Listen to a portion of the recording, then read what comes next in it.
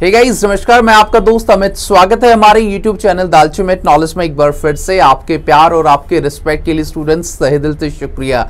Guys, जैसा कि आपको पता है कि second year bachelor of education की बच्चों का रिजल्ट आ गया है और बहुत ही कम टाइम आप लोगों के लिए बचा है आपकी प्रिपरेशन के लिए। इसलिए हमने बहुत जल्दी शॉर्ट टाइम में क्या है, जो second year bachelor of education के जो बच्चे हैं, जो स्टूडेंट्स हैं, कहीं से भी वो बैचलर ऑफ एजुकेशन कर रहे हैं, क्योंकि एनसीटी के रूल के हिसाब से पूरे इंडिया के अंदर, पैन इंडिया के अंदर जो बैचलर ऑफ एजुकेशन का जो सब्जेक्ट का जो सिलेबस रहता है वो ऑलमोस्ट गाइस सेम रहता है। तो हमने इंपॉर्टेंट क्वेश्चन की जो second year bachelor of education के जो स्टूडेंट्स हैं उनके लिए जो है सीरीज स्टार्ट कर दी है। तो गाइज, ये जो इंपॉर्टेंट क्वेश्चन और जो हम लोग डिस्कशन करते हैं, प्लीज अपने माइंड, अपने जहन में इसको सेट कर लीजिए। इनसे बाहर कुछ नहीं आएगा और बहुत अच्छी नॉलेज भी आपको मिलेगी। तो गाइज, सेकंड ईयर का नॉलेज एंड करिकुलम का जो फर्स्ट आपका सब्जेक्ट है, इट इज वेरी इंपॉर्टेंट। इसके कुछ इंपॉर्टेंट क्वेश्चंस हम लोगों ने बनाए हैं, जिसको जो है चलकर हम लोग स्क्रीन पर देखते हैं क्या क्या हम लोगों ने आज तैयार किया है, ताकि आने वाली जो आपकी एजुकेशन की जो परीक्षाएं हैं, आपकी एग्जामिनेशन की, वो सक्सेसफुली क्या है कंडक्ट की जा सके और बहुत अच्छे नंबर आप लोगों के आ सके। तो चलिए मेरे दोस्तों, हम चलते हैं अपनी स्क्रीन पर और देखते हैं कुछ इंपॉर्टेंट क्वेश्चन। तो चलिए गाइस। हे गाइस, नमस्कार। मैं आपका दोस्त अमित। स्वागत है हमारे YouTube चैनल दालचूमेट नॉलेज में एक बार फिर से। गाइस, हम लोग अब स्क्रीन पर आ गए हैं। यहां पर आपको देखना है जो बैचलर ऑफ एजुकेशन जो सेकंड ईयर का जो फर्स्ट एग्जाम है आपका, उसमें टोटल 80 मार्क्स का आपका एग्जाम आता है और 20 मार्क्स का इंटरनल रहता है। ये बात आपको पता है। और कोविड के चलते हरियाणा में जितनी भी ऑलमोस्ट यूनिवर्सिटी, खासतौर से एमडीयू, उसने कोई भी 3 क्वेश्चन आपको लिख के दिखाने हैं 9 या 10 क्वेश्चंस में से। तो गाइज, 80 मार्क्स का नॉलेज एंड करिकुलम का आपका सब्जेक्ट है। पहला जो सबसे इंपॉर्टेंट क्वेश्चन जो बनता है गाइज, हर एग्जाम के अंदर आता है और इस क्वेश्चन को पढ़ने के बाद आप लोग भी समझ जाओगे कि क्वेश्चन का क्या मतलब है। तो गाइस, क्वेश्चन क्या है आप देख लीजिए। Explain the concept of knowledge. यहां पर एग्जामिनर आपसे पूछेगा कि भैया मीनिंग भी पूछ सकता है आपके कि भाई what is the meaning of knowledge, या फिर पूछ सकता है कि explain the concept of knowledge, या what do you understand by knowledge. वो सारा का सारा एक ही क्वेश्चन है कि भाई नॉलेज ज्ञान क्या है आपका। उसके बाद इसी में एक क्वेश्चन और बनेगा, describe various method of acquiring knowledge, यानी कि वो सारे के सारे मेथड्स या वे या तरीके बताइए जहां से कोई भी, चाहे स्टूडेंट है चाहे टीचर है, कुछ भी है, वो नॉलेज को क्या प्राप्त कर सकता है, गेन कर सकता है। Also explain theory of constructivism. तो ये भी बहुत इंपॉर्टेंट है। इस थ्योरी को हम लोग बाद में जब इलेबोरेट करेंगे तो अच्छी तरह से पढ़ेंगे, आपके माइंड में बिल्कुल इसको सेट करा देंगे कि कौन सी थ्योरी है। तो गाइस, सेकंड जो क्वेश्चन आपका बनता है वो आप देख लीजिए।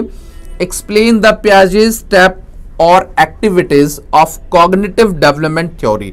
तो गाइस, जो पियाजे की ये थ्योरी थी, एक्टिविटी ऑफ कॉग्निटिव डेवलपमेंट, वो क्या है उसके बारे में एक्सप्लेन कीजिए। अब इसी के अंदर गाइज आपका सेकंड जो क्वेश्चन बनेगा मेरे बच्चों, also define what are its characteristic and basic components of cognitive theory. इसके क्या क्या कैरेक्टर्स की विशेषताएं हैं और जो इसके बेसिक कंपोनेंट्स हैं कॉग्निटिव थ्योरी के, उसके बारे में आप अपना एलैबोरेशन दीजिए। ये क्वेश्चन भी गाइज आपके एग्जाम के पॉइंट ऑफ व्यू से बहुत ही ज्यादा इंपॉर्टेंट है, तो इसको आप अपने जहन में रखना, ठीक है गाइज। गाइज देखो, सबसे पहले हम लोग अपनी सीरीज चला रहे हैं ताकि ये आपके माइंड में घुस जाए कि भाई कौन सा क्वेश्चन इंपॉर्टेंट है आपके लिए। बाद में जब हम लोग अपनी क्लासरूम में जाएंगे तो वहां पर एक एक पॉइंट को हम लोग डिस्कस करेंगे कि भैया ये क्या चीज है, ये क्यों आता है, किस लिए होना चाहिए, आप टीचर बनने जा रहे हो तो ये थ्योरीज आपको क्यों पढ़नी चाहिए, वो सारी की सारी चीज। और आपको बताएंगे कि आप जब रिटन एग्जाम दोगे, जो सेकंड ईयर के बच्चे हैं जिन्होंने फर्स्ट ईयर में प्रमोट हो गए तो उनको पता नहीं कि एमडीयू का जो एग्जाम है वो कैसे लिखा जाता है, उसके बारे में भी क्या है हम लोग आपसे इलैबोरेशन करेंगे। तो गाइस, तीसरा जो क्वेश्चन है आपका, वहां पर आप आ जाइए। तीसरा जो क्वेश्चन है that is discuss the relationship.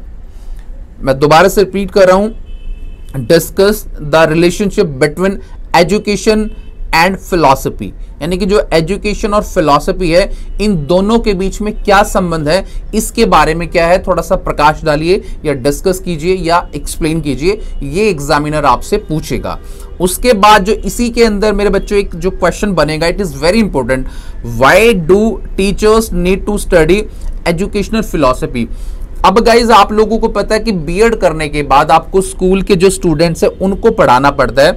अब यहां पर एग्जामिनर से आपसे ये भी पूछेगा कि टीचर्स को जो एजुकेशन की जो फिलॉसफी है उसकी स्टडी क्यों करनी चाहिए। गाइज बहुत इंपॉर्टेंट पॉइंट है, मैं आपको अच्छी तरह से एक्सप्लेन करूंगा जब इन लोगों को हम ये चीज करेंगे कि भाई टीचर्स को एजुकेशन फिलॉसफी क्यों आनी चाहिए।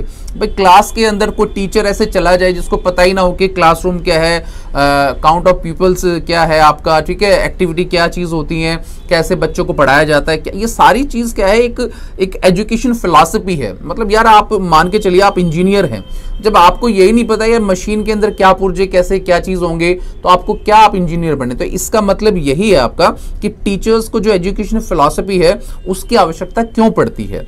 ठीक है गाइस, वेरी इंपॉर्टेंट क्वेश्चन, आप टिक लगा लेना इसको। अगला जो क्वेश्चन मैं आपको बता रहा हूं guys, it is also very important. Discuss idealism, pragmatism and naturalism with special reference to aim, curriculum, method of teaching, teachers and discipline. ये सारी की सारी चीज का ये आता है गाइस आपका कि आइडियलिज्म क्या है, प्रैग्मेटिज्म क्या है आपका, नेचुरलिज्म क्या है, इन सभी का रेफरेंस एम क्या है। सबसे पहले तो आपको पता होना चाहिए आइडियलिज्म क्या है, नेचुरलिज्म क्या है, और ये जो मेथड्स हैं टीचिंग के अंदर कैसे इंप्रूव करते हैं, और टीचिंग के अंदर टीचर्स का जो डिसिप्लिन है उनके बारे में क्या सिखाते हैं, ये सारी चीज पढ़ने वाली हैं। अभी तो आप अपने क्वेश्चन को माइंड में रखिए और इसको पढ़िए, फिर एलैबोरेशन भी करेंगे, don't take any kind of tension. ठीक है गाइस, अगला जो आपका पांचवा इंपॉर्टेंट क्वेश्चन बनेगा आपके नॉलेज एंड करिकुलम से, वो है आपका what is the national curriculum framework. Guys बहुत ही ज्यादा इंपॉर्टेंट है, हर एग्जाम में आपको ये क्वेश्चन मिलेगा मेरे बच्चों कि what is the national curriculum framework, कि भाई जो देश का जो नेशनल जो करिकुलम है मतलब फ्रेमवर्क वो क्या है। डिस्कस इट्स नीड्स, इसकी आवश्यकता क्यों है और क्यों ये टीचर्स को या बच्चों को पता होना चाहिए। Objects and concern, highlighting its relevance in present day in Indian society.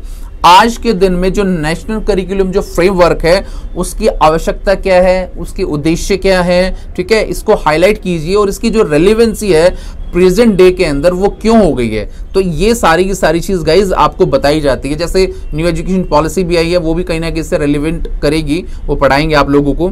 तो अगला जो छठा क्वेश्चन आपका जगह इस बनता है, that is what is the curriculum process, यानी करिकुलम प्रोसेस क्या है, क्योंकि आपका जो सब्जेक्ट है नॉलेज एंड करिकुलम, ठीक है गाइस, ये समझने वाली बात है कि what is the curriculum process, यानी कि करिकुलम का जो एक प्रोसेस है वो क्या है। Describe process of curriculum development in detail, यानी कि जो प्रोसेस है ऑफ करिकुलम का डेवलपमेंट का उसको क्या है आप डिटेल में बताइए कि ये क्या चीज है, क्यों रिक्वायर्ड है, वो सारी की सारी चीज का एग्जामिनर गाइज आपसे पूछेगा। ठीक है मेरे बच्चों, अब आगे गाइज हम लोग देखेंगे 7 क्वेश्चन आपका, what do you understand bye curriculum development. भाई करिकुलम जो डेवलपमेंट है वो क्या है, और इसी के अंदर एक क्वेश्चन और घुमा फिरा के आपके पास आएगा, discuss different phases of curriculum development, यानी कि जो करिकुलम जो डेवलपमेंट है उसकी जो फेजेस हैं उसके बारे में, डिफरेंट फेजेस गाइस, जब आप अपनी बुक्स के अंदर पढ़ेंगे तो काफी आपको फेजेस देखने को मिलेंगी। ठीक है, किसकी, जो करिकुलम डेवलपमेंट है, बच्चे का विकास कैसे होता है आपको पता है, पहले 1 साल का है, 2 साल का बच्चा क्या सीखता है, क्या बोलना सीखता है, ये सारा का सारा क्या है आपका गाइस, करिकुलम डेवलपमेंट है आपका। ठीक है गाइस, ये आपका बता रहा है। जो 8वां क्वेश्चन है गाइस आपका, देखिए व्हाट इज द नीड, क्या आवश्यकता है, and reform to change curriculum under national curriculum framework.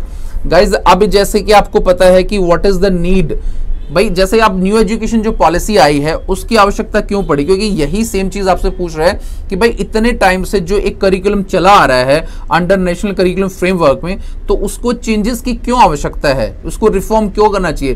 क्योंकि गाइज एक बात आप मान के चलिए, क्योंकि कोई भी चीज बहुत पुरानी है वो एक ही ढर्रे पे चलती रहेगी तो उसका जो एक अट्रैक्शन है ना वो खत्म हो जाता है। आप एक चीज को मान के चलिए, आप गाइस एक चीज देखिए, आपके पास एक गाड़ी है, उस गाड़ी को आप हमेशा साफ सुथरा उसमें थोड़ा बहुत मॉडिफिकेशन करके चलेंगे तो चाहे वो कितनी भी पुरानी हो जाए, अगर उसमें आपने चेंजेस करा तो वो आपको अच्छी लगेगी। ठीक है, ये आप बात मान के चलिए। तो कहने का मतलब ये है कि कोई भी एजुकेशन की पॉलिसी या कोई भी रिफॉर्म वगैरह होता है, एक ही ढर्रे पे आप उसको चलाओगे तो वो क्या है, उसका जो अट्रैक्शन है वो डाउन हो जाएगा।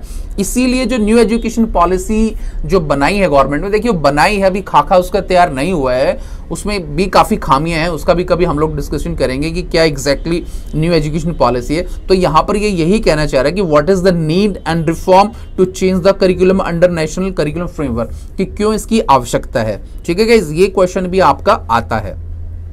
अगला जो क्वेश्चन है गाइज वो आप देख लीजिए, what is the curriculum design model. जो नॉलेज एंड करिकुलम के अंदर जो करिकुलम का जो डिजाइन का जो मॉडल है वो क्या है, and discuss the components requiring curriculum development, और वो कौन से आपके कंपोनेंट्स हैं जो हमें आवश्यकता पड़ती है करिकुलम के डेवलपमेंट को क्या है बढ़ाने में, उसके मॉडल को तैयार करने में, ये सारी चीजें। तो गाइज ये ओवरऑल जो क्वेश्चंस मैंने आपको बताए हैं, आप नॉलेज ऑन करिकुलम का पहले तो अपना मतलब समझ लेना कि क्या होता है। ठीक है गाइज, बच्चा नॉलेज कहीं से भी ले सकता है, उसका करिकुलम क्या होना चाहिए, कैसे कैसे हम लोग नॉलेज दे सकते हैं। तो गाइज बेसिकली आपके 9 क्वेश्चन है जो आपके एग्जाम के पॉइंट ऑफ व्यू से आपके पास आएंगे, और इन क्वेश्चंस को आपको पढ़ना है और मेमोराइज करना है। स्क्रीनशॉट ले लो, चाहे इनको लिख लो, इनसे बाहर कुछ नहीं आएगा। और आगे आप लोगों को जैसे इसकी नॉलेज भी हो जाए, क्योंकि आप लोग टीचर हो तो इसके बारे में अच्छी स्टडी आपकी कराएंगे। तो गाइज आज के लिए इतना ही, ठीक है। अब हम लोग चलते हैं बैक टू द कैमरा।